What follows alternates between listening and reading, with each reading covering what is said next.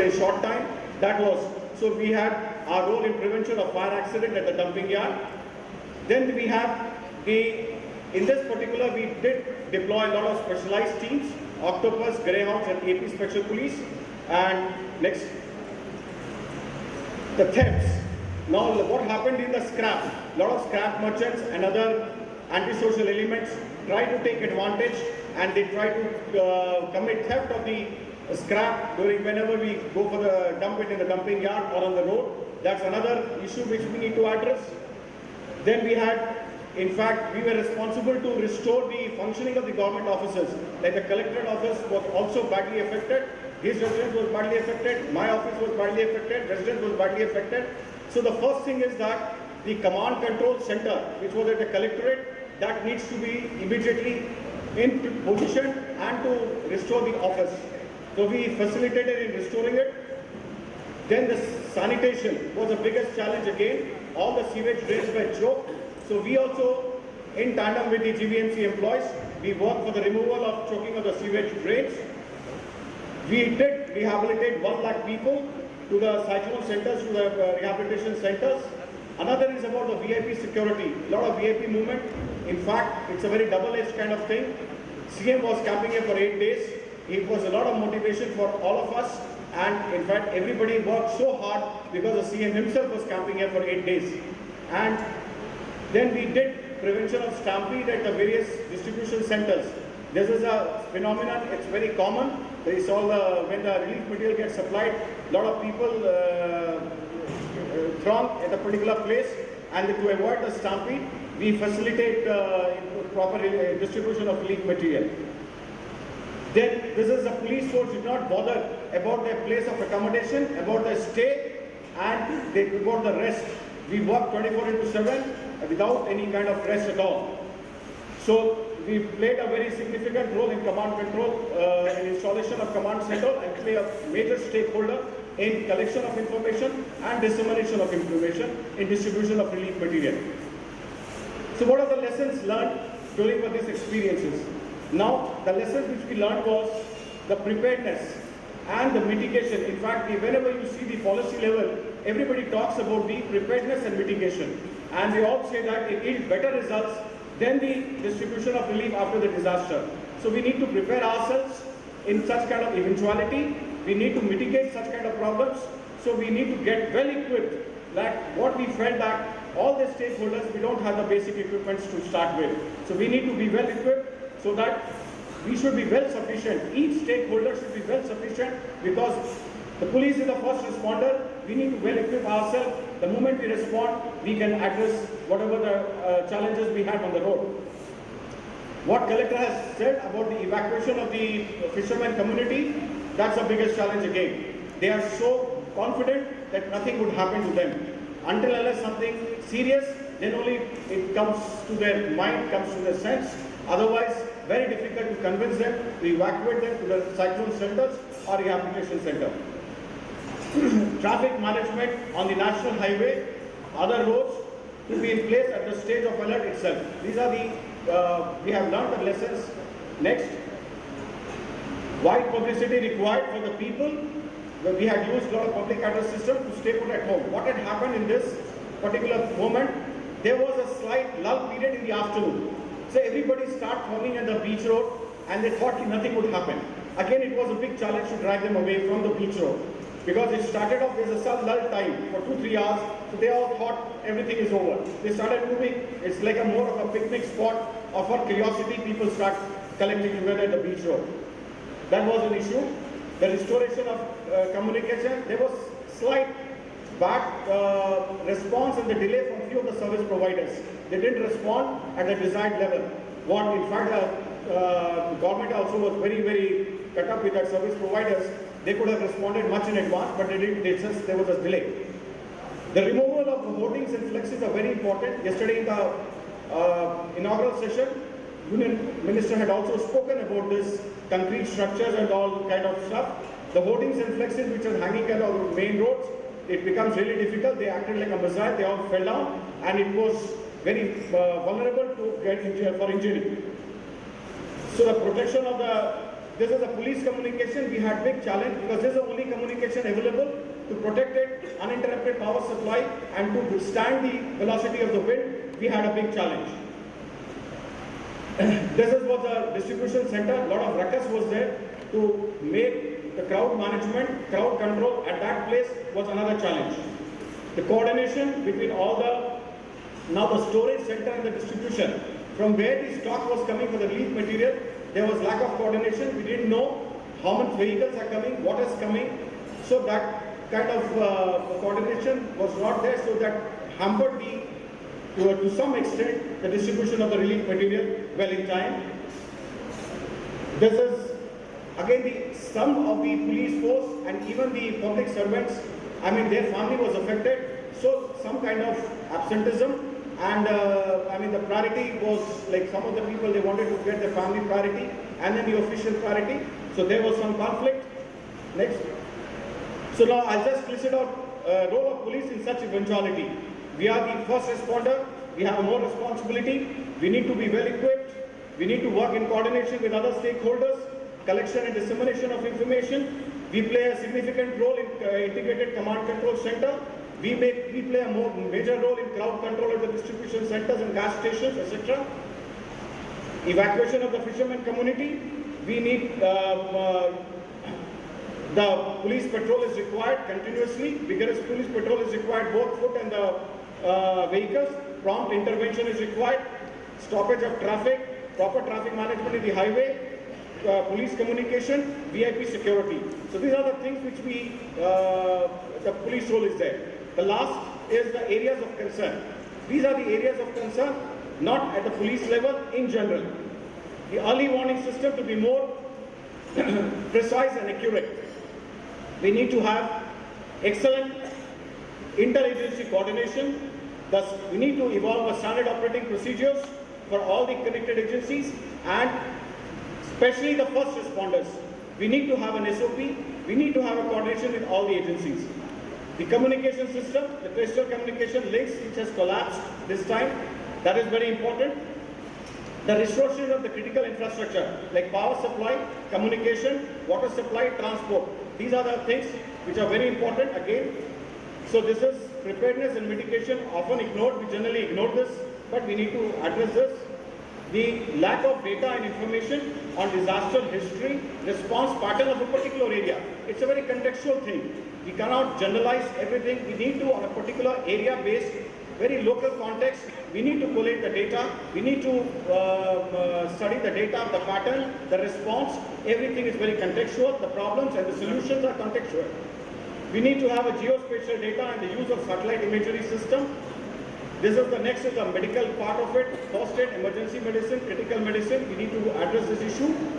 And then whatever we have the disaster management plan, whether it is national level, state level, local level, we need to execute them in total. There should be less gap.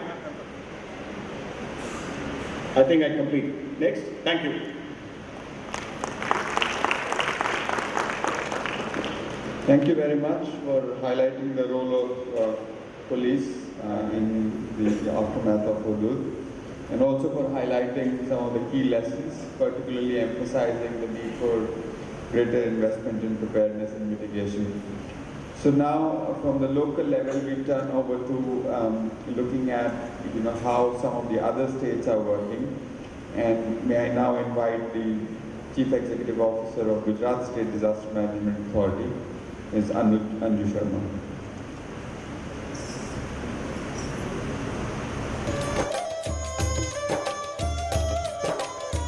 Eminent speakers on the dais, eminent delegates.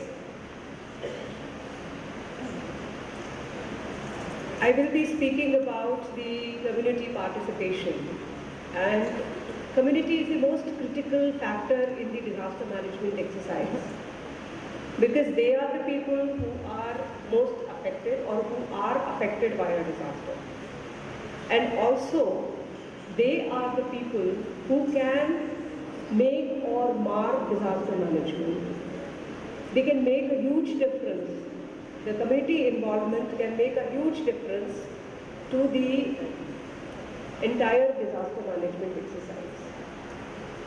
Now it appears very simple, community, the word community, involvement of community, okay, it's a very simple thing. You can always, people who are affected, they will certainly be involved. So no big deal about it. But actually, if you ever look at the various disasters and the way they have been handled, the involvement of the community has had a very significant role in the entire exercise.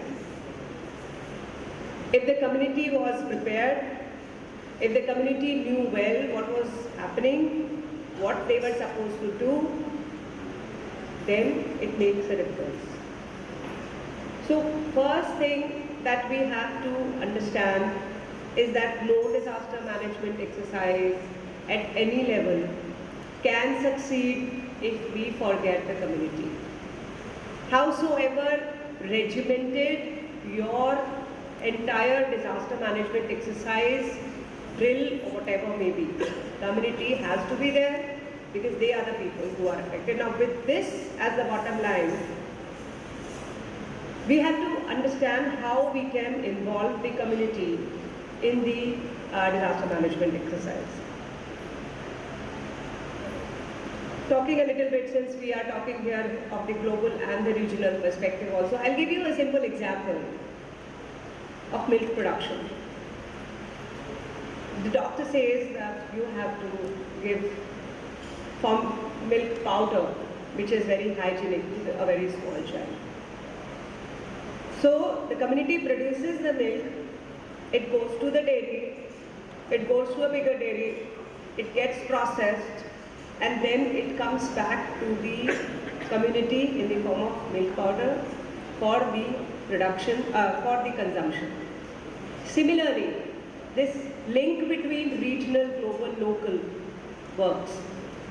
The work has to start from the community and it has to eventually reach to the community. But these are the links, the regional level, local level, global level. And that value, these agencies, these platforms, these fora add lot of value in the process, and something which community may have not been able to handle on its own, or perhaps they may not even have known what was their priority, or it was actually a priority. It then gets routed through these agencies to them in a much more consumable and much more patterned and systematic manner, so that the output can be achieved and so that the effective results can be achieved. If we talk of Sendai framework now, so since we are starting at the global level, so what Sendai framework of disaster, SFDR, disaster risk reduction, it has very clearly emphasized the role of community, and it says that when you are doing any disaster risk reduction measure, when you're taking any disaster risk reduction measure, please include the community, especially the vulnerable segments of the community like women, children, people with disabilities, elderly, and the people with traditional knowledge. Make effective use of them. These people in the community, they are either highly vulnerable or they have something which can contribute very effectively to the entire risk mitigation exercise. Now how do we involve the community then? One way is that we have the village disaster management programs. As we heard in the two presentations, advanced preparation. So advanced preparation, I think now with the awareness the states have, the creation of state disaster management authorities, the district disaster management authorities, almost all the states have SDMPs and DDMPs in place. But the village disaster management plans, they do not exist. Even if they exist, it's only a piece of maybe 4 to 5 sheets of paper. What to say of VDMPs? I have seen even SDMPs and DDMPs where they just lie in the cupboard. They just have theoretical and academic value for many. If you just create a state disaster management plan, district disaster management plan, village disaster management plan, just to fulfill some requirement that the SDMA or NDMA has imposed on you, it won't serve the purpose. But then it's like that. You have to make the community understand why this VDMP has been created, what is the significance, and how they can use it. Now tell me, some people who have a traditional set of mind, they will relate to me when I will say this. Is that, imagine a scenario that you are having heavy rains in the village. Suddenly a cloudburst has taken place. Will you run to the Gram Panchayat office to find that VDM which is lying somewhere in some cupboard? No, it's not possible. Because the way human being is structured, in crisis we work on the basis of our reflexes and conditioned reflex system. Our conditioned habit that have been formed. In our body, there are two kinds of nervous system. One is that works with the intellect, when you think and reason it out and do it. The second is fire comes and you immediately withdraw your hand. That is an autonomous response system. In disaster, in immediate crisis situations, this is the autonomous response system which has to be triggered. Now, how to tune it to cater to the disaster in the most systematic and planned manner? That is possible only when the plan is to be created, not to be just recording something on the paper and keeping it in the cupboard. The plan should be kept here. The plan has to be kept in the minds of the people. And when can the plan be kept in the minds of people? When, number one, the community has been involved in the preparation of the plan. They do some participatory rural appraisals. They identify that this is the person who can help me in the at the time of the disaster. This is the place where I can go. They do it. And secondly, when it is prepared, because everybody may not think alike. So finally you have to arrive at something and you prepare a plan. You conduct and reconduct the mock drills to such an extent and so many number of times that the entire plan becomes a habit. The entire plan gets recorded in your mind. It has been repeated so many number of times that it becomes an autonomous reflex system. At that point, the community would know that, okay, if it is a cyclone, then I don't have to move out, I have to stay in the house. If it is an earthquake, I have to move out, I don't have to stay in the house. And this is the place where I have to go. These are the things that I have to do. These are the things that I have to collect in my house. This is what I should avoid. This is what I should do. The do's and don'ts. Repeat, repeat and repeat. Make them familiar with it to the extent that it gets into their autonomous response system. So we have to see to it that SDMPs do not exist in isolation. The SDMPs have to work along with the mock drills. And they have to be engineered and tailored as per the needs of the community. A very important role of the community comes in early warning. Now we have two kinds of disasters. One that warn us and tell us, okay, I'm coming, be prepared, like cyclone. There are some others that just don't tell us. And we don't know when it will come, like earthquake, extreme cases earthquake. So these are two different kind of scenarios. But the community has to respond to both of them. At least in those cases where we get sufficient early warning. And now with the advances that RMD has made, we get even up to 5 days advance alerts about the cyclones. So we can prepare, we can inform them well. But if you just do not inform them, if you do not consider that the community is important. Now when Collector Isaac was telling that the community, it is difficult to convince people to come out of their houses and then they tend to go back. In fact, I was remembering of my days in Bharuch when I was collector, long back. about 12, 13 years back, when we faced a similar scenario. But with the repeated drills and all, now they know it very well. Now we have made such arrangements where there are committees at the local level who are brought, who are trained, who are sensitized about the whole thing, and they have an interest in the community, so they can reach out to them and they can tell them. And in fact, I would here differ with the Commissioner of Police. Police is not the first responder. We have to understand first responder is the community. And the day we understand that first responder is community, 50% or I say 80% of the work has been done. We have to train them as first responders. If we do not understand their importance, if we do not understand their capabilities, and do not build their capacities as first responders, then we are likely to fail.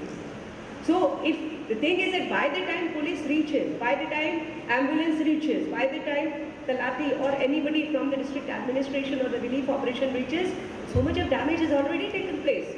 They just wish that there was somebody to do something, somebody to provide a first aid, somebody to rescue them out, somebody to tell them that, okay, you should not have done this.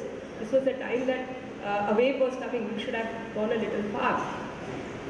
So we have to understand and train them for both the kind of situations, how they have to act as first responders, both in time of an emergency that comes with early warning and that comes in without early warning or an alert. So accordingly we have to prepare them. Another important role, I'll just take 3-4 minutes because I understand there's paucity of time. The community institutions. The community institutions are very important because there are schools. Schools can be used as a very important medium or an important platform where we can educate the community. When we teach something to a child, the child goes to the parent talks to other parents. So a child is like a kind of media to us, which we can use very effectively. So school safety should be highlighted in community preparation, and that we have seen also when we took up our school safety week program. Some of the parents came to us. We did 1 week of school safety where we told in the primary schools, we went and told them what all the disasters were, what to do, and some of the parents, they came out very openly and they said, ma'am, this is education. This is what we want our children to learn as education, and not some chapters, not some history, what happened and what they are, because this is what which affects their life on a day-to-day basis. They think that this is what is needed and this should be inculcated in the children from the very beginning. Similarly, hospitals. Hospitals also, we have to make the hospitals also very, very disaster sensitive and risk sensitive.